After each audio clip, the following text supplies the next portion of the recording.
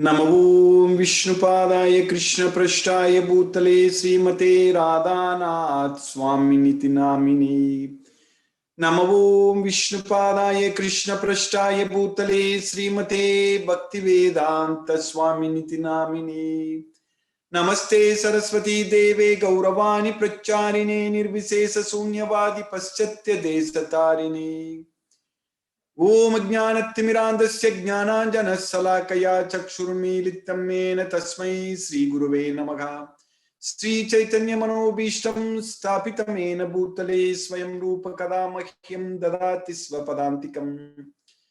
वन्देहं श्रीगुरु श्रीयुतपदकमलं श्रीगुरून् वैष्णवांश्च श्रीरूपं साग्रजातं सहगण रघुनाथान्वितं तं सजीवम् साद्वैतं सावधूतं परिजन सहितं कृष्ण चैतन्य देवं श्री राधा कृष्ण पादान् सगन ललिता श्री विशाखान्वितांश्च। हे कृष्ण करुणा सिंधु दीन बंधु जगतपदे गोपेश गोपिका कांत राधा कांत नमोस्तुते।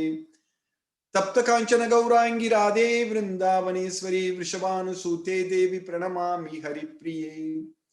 वाञ्छाकल्पतरुभ्यश्च कृपा सिन्धुभ्यैव च पतितानां पावनेभ्यो वैष्णवेभ्यो नमो नमः। श्रीकृष्ण चैतन्य प्रभो नित्यानन्दा श्री अद्वैत गदाधर शिवासादि गौरभक्तवृन्दा। हरे कृष्ण कृष्ण कृष्ण हरे हरे हरे राम राम राम हरे हरे। ईश्वरा परम कृष्णा सच्चिदानंद विग्रह अनादिरादिर गोविंदा सर्व कारण कारणम। हरे Krishna. By the causeless mercy of the Supreme Personality of Godhead Sri Krishna, we have successfully finished 15 slokas in the 13th chapter of Bhagavad Gita, Nature the Enjoyer and Consciousness. So Arjuna asked a very important question with asking about what is Prakriti, Purusha, Kshetra, Kshetrajna, Jnana and Jnaya. We already studied at length. Krishna has explained about Kshetra and Kshetrajna and Jnana and Jnaya. Now we are studying about Jnaya, the knowable, super soul. So Krishna is Paramatma. And Krishna also is there in everyone's body as Paramatma. So that means we should feel that in each and every body, there are two souls. One is Jivatma, another is Paramatma. That is ourself and Krishna, the super soul. So that way we should be able to see all the living entities. So that way if we see Krishna in everyone's body, so that means we should be able to treat everyone equally. So not based upon the body, it's based upon the who stays in that body. That's the main thing. So Krishna is there. That's why in the 6th chapter we studied, Krishna says very clearly, Yo mam pasyati sarvatra sarvam cha mai pasyati tasyaham na pranasyami sacha me na pranasyati. So we should be able to see Krishna everywhere. We should be able to see Krishna in everyone's body. So yo mam pasyati sarvatra. And sarvam cha mayi pasyati. Also everything is in Krishna. That also we need to know. Krishna is in everyone's body and everything is actually in Krishna. So this is a science. This is the perfect science we need to understand. Krishna in his unmanifested form is pervading this entire universe. Everything is within him. But at the same time, Krishna is also in everyone's body as the super soul. That's what we are going to study today, even at length more about this. So this is the science what we are studying and understanding based on Bhagavad Gita. In this science, which is the king of knowledge, Raja Vidya, so we understand very clearly about Krishna, the Supreme Personality of Godhead, Sri Krishna, Purushottam. Of course, about ourselves also very clearly. That's what in the very beginning in the 2nd chapter, sloka number 11 to 30, So in those 20 slokas, Krishna explained to us that we are the soul. We are not the body, we are the soul. There is no doubt about that concept at all, that science at all, that we are the soul. So Krishna has explained in detail. We understand fully, completely, we understand it. We are not the body, we are the soul. Even though Krishna says in the sloka number 29, in the second chapter, Ascharyavat pasyati kaschitenam, Ascharyavat vadati tataiva chanyagha, Ascharyavat chainam anya sunoti, Srutvapyenam vedana chaiva kaschit. So someone look at the soul as amazing. Ascharyavat pasyati. Pasyati means they look at. Someone look at the soul as amazing. Ascharyavat pasyati kaschidena. Ascharyavat vadati tataiva chanyaka.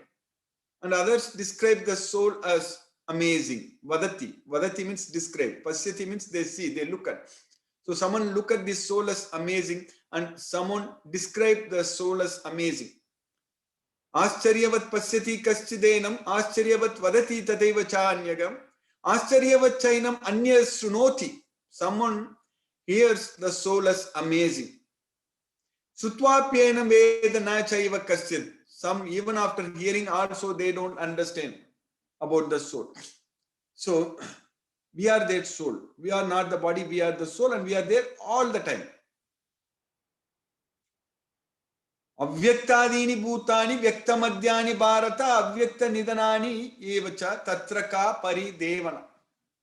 So as the soul, we are always there, but we manifest in this body, material well. Material well means with material bodies.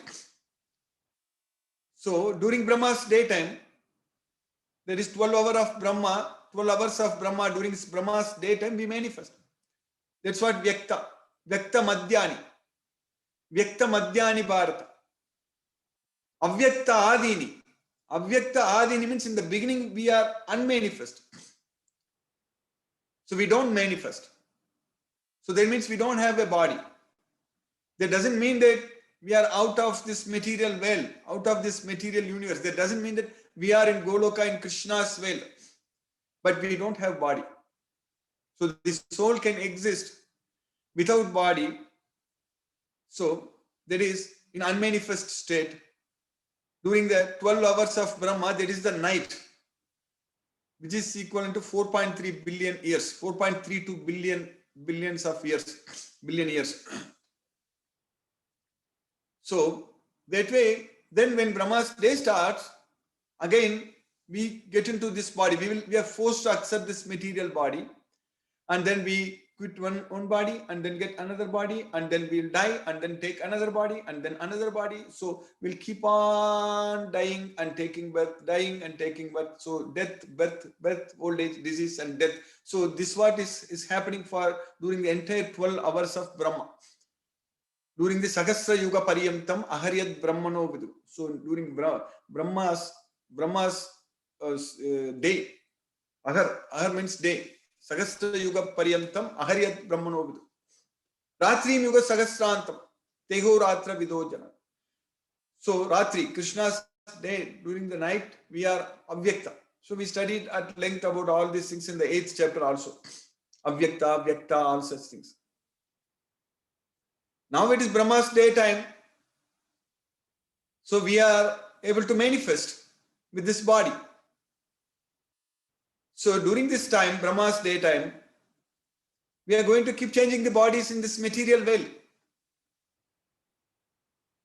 But for very few fortunate souls like us, we really have got the opportunity to get out of this cycle, to stop this nonsense and go to Krishna's well and live there permanently, have a permanent blissful life. This opportunity has come to us. We have to make use of this opportunity. Now it is Brahma's daytime, during the midday now. It's roughly about midday Brahma's daytime. So if possible, if we are really very, very sincere and serious in getting this knowledge and focusing on this Bhagavad Gita and following Krishna's instructions, and especially spreading this message and making thousands and thousands, millions and millions of devotees everywhere, then it is guaranteed that very quickly we will go to Krishna. In fact, many places Krishna is actually not using the word very quickly. Krishna is using the word without any delay. Many times Krishna is using achirena. Jnanam labdva param shantim achirena adhigacchati. If you get this knowledge of Bhagavad Gita, we will get the supreme peace of mind without any delay. Sanyasastu mahabaho dukkhamaptum ayogataga yoga yukto munir brahma nachirena adhigacchati. So yoga yukto munir brahma nachirena. Without any delay, we will achieve Krishna's way. And also Krishna will also come and save us from this ocean of material miseries without any delay. Tesam aham samuddarta mrityu samsara sagarat bhavami nachirat pata maya vesita chetasa. So that's what Krishna is repeatedly saying in Bhagavad Gita. Nachirat, nachirena, achirena means without any delay, without any delay. In one place Krishna says that Kshipram. Kshipram means it's very quickly. So there only Krishna is directly saying that very quickly. Kshipram. Kshipram bhavati dharmatma sasvachantim nigacchati. Kaunteya pratijanihi name bhaktaka pranashyati. O son of Kunti, declare it boldly that my devotee will never perish. So we are very, very lucky, very fortunate that we are Krishna's devotees. That's why we are studying Bhagavad Gita every day. Every day we are studying Bhagavad Gita and we are using this time very effectively. Very, very effectively. Because this time, this human life, this time is very important for us. Human body, the way our body is actually designed, there are billions of neurons, not one or two, billions of neurons are there in our brain. And that circuitry system that connecting from one part to the other part within the brain to all our parts of the body, and everything is so complicated. It's so much, and they're all acting very fast. The signals are going so fast. The action potentials, the signals will it's getting communicated when we see, when we hear, when we smell, when we do all those things, when we are balancing. All those things are very, very delicate and intricate, very, very complicated design. The way we are able to even balance, stand straight, when we are able to move our head, all those things. So there is a vestibular system in our inner ear. So that and all works so perfectly. Actually, everything is Krishna has designed so nicely, perfectly. And we just take it for granted, thinking that, oh, everything I am doing it, I can do anything and everything, I am so nice and all such things. And that's because of ignorance, because of ahankara. We think that we are everything. That is stupidness, utter stupidness. If someone says like that, he doesn't know anything. What can we talk to? What can we say about it? We need to understand, we need to realize that our body itself is such a very complicated machine actually. It's a very complicated machine. So that way, our body, our system is working so nicely by Krishna's mercy. So, and the regulatory system in our body, so it fixes all those things. So there is a positive, negative feedback system and also regulatory systems. They are doing a wonderful job. So that's why we are able to live here. We are able to eat, we are able to digest our food, and we are able to get the energy. We are able to derive the energy from the food so that we are able to act. Are we doing that? That is not us. We are not doing anything. We are just eating. That's it. When we eat, everything rests. The system takes care of. It just gets all the energy. And just like in a power plant, you are producing energy. And that's why you are using the energy to electricity to light up everything, to use all those things. Like that, our body itself is a power plant actually. So when we eat the food, it produces energy. It produces energy and we are able to use that energy. We are able to speak, we are able to walk, we are able to run, we are able to breathe, we are doing so many things. So everything is actually, there is each and every body is actually a power plant where energy is produced by Krishna's mercy, causeless mercy. And we have got this opportunity to study and understand and realize about ourselves, and we should not miss this opportunity. We have to fully utilize it and go to Krishna's way with the knowledge of Bhagavad Gita. That is definitely going to happen by Krishna's causeless mercy. There is no doubt about it, because we are studying Bhagavad Gita every day and we are focusing and we are studying. But within this life itself, we should progress as much as possible. And within this Brahma's day itself, we should go to Krishna's well. We should not get into another avyakta state. That means when the Brahma's night falls, so then another 4.32 billion years, we cannot do anything. We will go to the dormant state. So that means we need to progress as quickly as possible in this effort. We should not waste any opportunity. We should progress. We should study this Bhagavad Gita and get this knowledge and follow what Krishna says and go to Krishna as soon as possible. That's what is very important. And how we can make sure that we can very quickly go to Krishna? Again, this is a question. Like any question, any exams, and anything we study, so there will be exams, there will be questions asked, like when we go to college or schools or anything we study. So here, the question is asked. So how we can ensure that in this Brahma's day itself, or even in this life itself for us, so how we can ensure that we can go to Krishna very quickly? By doing only one task, very sincerely. Very important. I can't emphasize more than this. Every day we are discussing about it. I'm explaining about this. That we have to spread the word. We need to give this knowledge to everyone, and we need to actually tell everyone that we are studying Bhagavad Gita. Come and join and study Bhagavad Gita with us. That's it. Like during days when the mails, when we send the postcards, like a postcard. I don't know how many of you are aware of that. So we used to get that somebody will say that this, if you write and send it to another 10 persons, then you will get the benefit, something like that. Even now also it comes in the form of WhatsApp message, something like that. You forward it to so many people, so then you will get the benefit, all such things. But here, if we just spread this message, that this we are studying Bhagavad Gita. We are studying the most confidential knowledge, the most confidential secret knowledge, Raja Guhyam. So you come and learn, come and listen to the most confidential knowledge. So if you are just able to share this message and make many devotees, then we can ensure that in this life itself we can actually go to Krishna very quickly, as soon as possible. We definitely don't get into that dormant state when Brahma's night falls. So that kind of opportunity we have got by studying this Bhagavad Gita, by Krishna's causeless mercy. So we need to keep studying, understand everything, because Krishna is very clearly explaining how we can make our mind as our best friend. If we don't make our mind as our best friend, then we need to understand, we need to realize that we are going to lead, we are already leading a miserable life.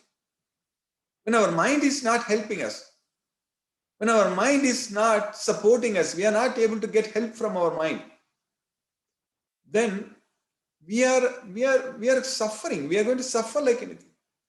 Because it is possible to elevate oneself with the help of mind, and also it's possible to degrade oneself.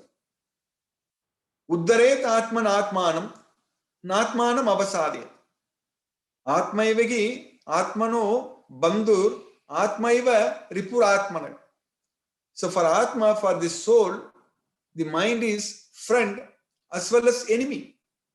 So we need to make our mind as our friend.